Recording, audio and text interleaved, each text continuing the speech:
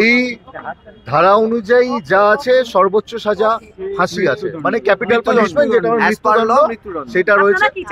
আমরা চাইছি সর্বোচ্চ সাজা অ্যাজ পার ল। খুনের ধারায় একমাত্র অভিযুক্ত সঞ্জয় রায়কে বলা যাবে একমাত্র অভিযুক্ত? দেখুন, আপাতত প্রিলিমিনারি চার্জশিট জমা পড়েছে, supplementary chargesheet is yet to come, further investigation is still pending, যেটা সিবিআই এর তরফ থেকেও বক্তব্য এবং আমাদেরও বক্তব্য আগামী দিনে যাতে এই সাপ্লিমেন্টারি চার্জশিট দেওয়ার আগে যাতে সম্পূর্ণভাবে সঠিকভাবে তদন্ত হয় এবং যে বা যারা এই ঘটনার সঙ্গে যুক্ত তাদের নাম যেন সামনে চলে আসে এবং আসার পর আমরা এটাই প্রার্থনা করব, মানে জজ সাহেবের কাছে প্রার্থনা করব তাদেরকে সর্বোচ্চ সাজা দেও।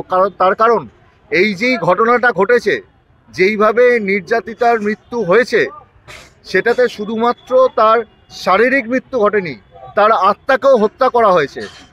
তো আমরা চাইবো সেই সর্বোচ্চ সাজা যেন যে বা যারা যুক্ত তারা পায়। আপাতত তো সঞ্জয় রায়কে আনা হয়েছে। সঞ্জয় রায় যে ঘটনার সঙ্গে যুক্ত এবং তার যে নলেজ আছে সেইটা পুরোপুরি কোর্টেতে উঠে এসছে এবং যে কোনো ঘটনার সঙ্গে যুক্ত থাকবে এবং যার নলেজ থাকবে সে সমানভাবে দায়ী এবং সে ডেফিনেটলি ঘটনার সঙ্গে যুক্ত। তাই সেই অর্থে যেহেতু জজ সাহেব তার সাজা ঘোষণা করেছে, সে তাকে কনভিক্ট করেছে, সেই জন্য তারাও খুশি, আমরা খুশি। আপাতত সঞ্জয় রায়কে, Sanjay Roy, Amartya De advocate, Sealdah. Rajdeep Haldar advocate, Sealdah court.